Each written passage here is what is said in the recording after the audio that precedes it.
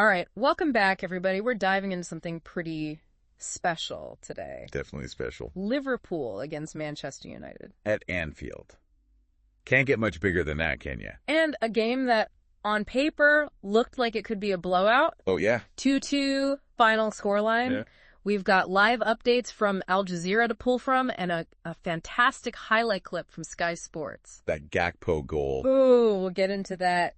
Trust me, this deep dive is going to uncover why this match was anything but boring. A lot more to it than meets the eye. So let's rewind a bit. Before we get into the goals, before we get into the drama, can you paint the picture for us? What was going into this game? Yeah, well, you had Liverpool, top of the table, right for 6 points clear. Yeah. So they were the heavy favorites, right? Looking to extend that lead. Right. But then you had Manchester United. Yeah. A completely different story. Struggling. Down in 13th place. Rough. And get this, they'd lost their previous 4 matches. So safe to say, new manager, Ruben Amorim. Oh, he was feeling the pressure. Big time, I bet. Yeah. You know, everyone was watching to see if he could turn things around, right? Right. Because for a club like Manchester United, 13th place, that's almost unheard of. It's practically relegation zone. Yeah. And going up against their biggest rivals. Yeah. I mean, talk about a trial by fire. High stakes. Okay, so that's the backdrop. Did all that pressure, did all that tension translate to the pitch in the first half? I think it did, especially for Manchester United. I mean, you could see Amorim had really drilled into them. Yeah. You know, defensive stability first and foremost. Makes sense. They were compact, they were disciplined, and they really seemed focused on just frustrating that Liverpool attack. Yeah, and I mean, it was goalless at halftime. Right. But Al Jazeera said United defended well and looked promising in attack, which isn't exactly what a lot of people predicted. Definitely not. A lot of people were thinking Liverpool was going to come out and just dominate. Steamroll them, right? Yeah. But United held their own. There were even a few times where they were threatening on the counter. Really? Yeah. Showed some of that classic United swagger that we haven't seen in a while. So it sounds more tactical than boring, this first half. Exactly. It was like a chess match, you know? Yeah. Liverpool trying to break down a really stubborn defense and United waiting for their moment to pounce. Oh, I like that. Okay, in the first half, it was all about setting the stage for what came next. Oh, yeah. An absolute explosion of goals in the second half. 4 goals. 4 goals. We'll get into that right after this break. And you know what's interesting, right? You see some real standout performances in this match. Oh, yeah. Some players really stepped up. And it wasn't just about the goals either. Oh, absolutely. It was about the impact. Who really made a difference? Right. Who impressed you the most? Well, you got to start with Martinez. Okay. That goal he scored, it was incredible. For sure. But more than that, it felt symbolic, you know? What do you mean? It showed that fight that Manchester United has been missing. That grit.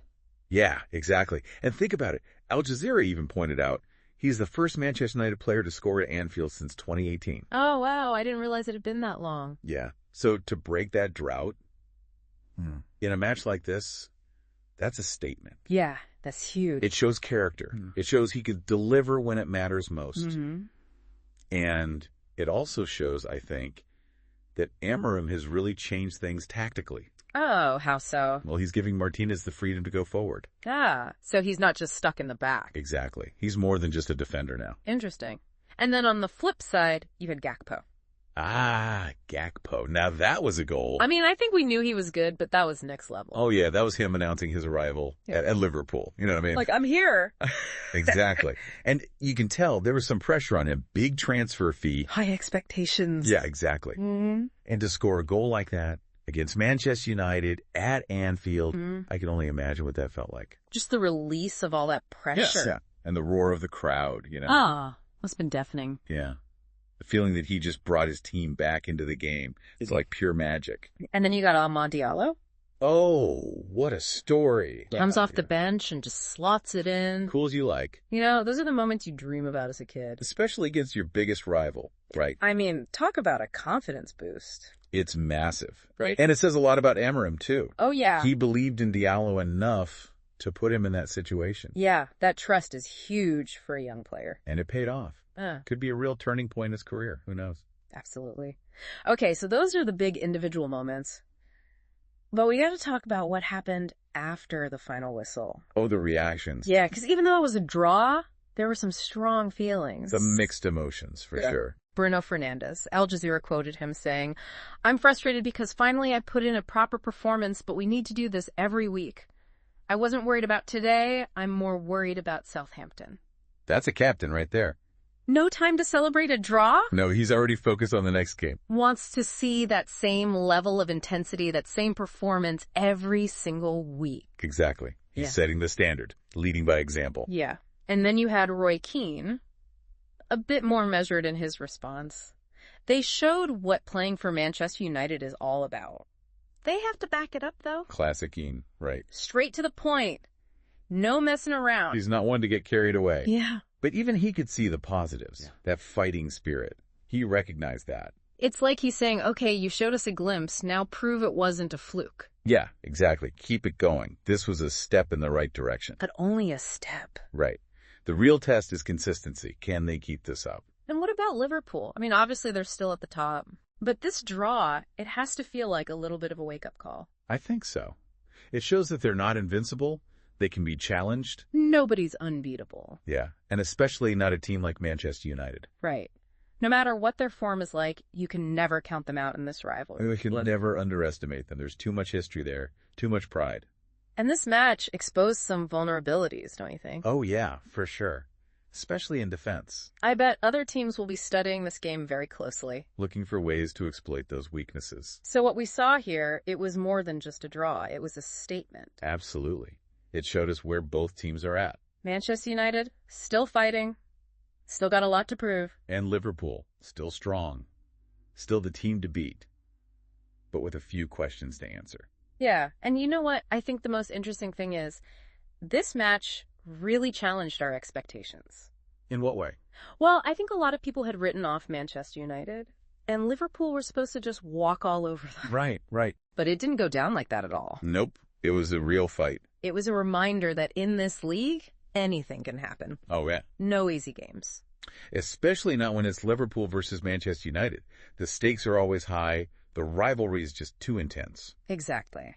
Okay, so we've talked about the individual moments, the reactions, the implications for both teams moving forward. But to really understand what went down in this match, I think we need to look at it from a different angle. Okay, I'm intrigued. What do you mean? Let's talk about the tactical side of things. The battle between the managers. Oh, okay. Yeah, we'll get into all of that right after the break. You know, it's funny, right? We always focus on the goals and the big moments. Yeah. But there's so much more to it. It's like a whole other game happening beneath the surface. All the tactics and the strategy. Oh, absolutely. Yeah. And in this match, the battle between Klopp and Amorim, I mean, that was just as exciting as the action on the pitch. Oh, for sure. So break it down for us. What were the big tactical decisions, the things that really shaped the game? Well, right from the start, it was clear that Amorim had a plan for United. You know, he knew they were going up against one of the best attacks in the world. Right. So he made it a priority. Yeah. Defensive solidity. They sat back, kept things tight, and really focused on not giving Liverpool any space. And Al Jazeera did say that United defended well. Yeah, and that's exactly why. It was tactical discipline. Classic underdog strategy, right? Yeah, absorb the pressure, wait for your chance to counter. And it seemed to work for a while. Liverpool were struggling to break them down. Oh, they definitely were. That free-flowing attacking style just wasn't happening. But then as the game went on, it felt like Liverpool started to adjust. They did. Klopp made some changes, especially in that second half. Right. Brought on Jota, who gave them more pace. Or directness. Exactly. And they started playing wider, stretching that United defense. Creating those gaps. Exactly. Yeah. That's where Al Jazeera's description of Liverpool's attack comes in. Fluid and dynamic. They were moving the ball quickly, switching positions, just constantly probing for weaknesses. And that's when the goals started coming. It was like everything opened up. All that pressure finally paid off.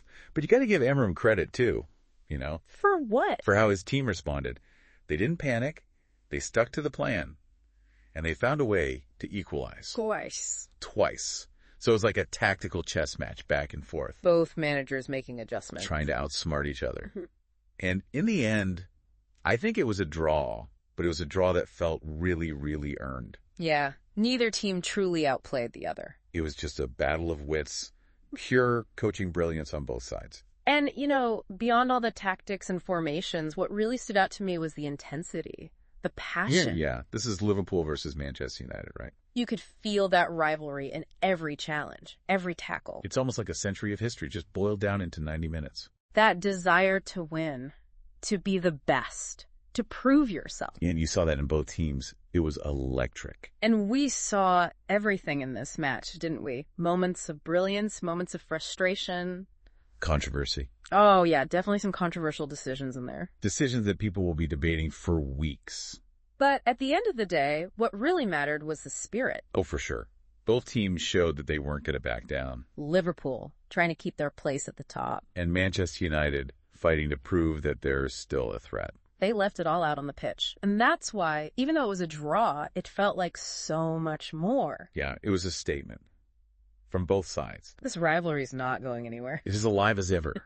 And I think, we often get caught up in the results, the goals, the wins, the losses. Yeah. But what really makes football special, what makes matches like this one stick with us, is the emotion. Oh, yeah, absolutely. The way it makes us feel. Yeah. The conversations we have afterwards. The memories we create. It's more than just a game. It's something that brings people together. It sparks passions. It gives us something to cheer for, something to argue about. And whether you're a diehard fan or just a casual viewer, a match like this, it stays with you. Yeah. That leaves you wanting more. Wondering what's going to happen next. What's the next chapter in this story? Exactly. And that's the beauty of football, isn't it? It's never really over. There's always another match, another rivalry, another moment of magic just waiting to happen. And that's what keeps us coming back for more. So on that note, we'll wrap up this deep dive. Thanks for joining us, everyone. Until next time, keep exploring, keep debating, and keep the passion for the beautiful game alive.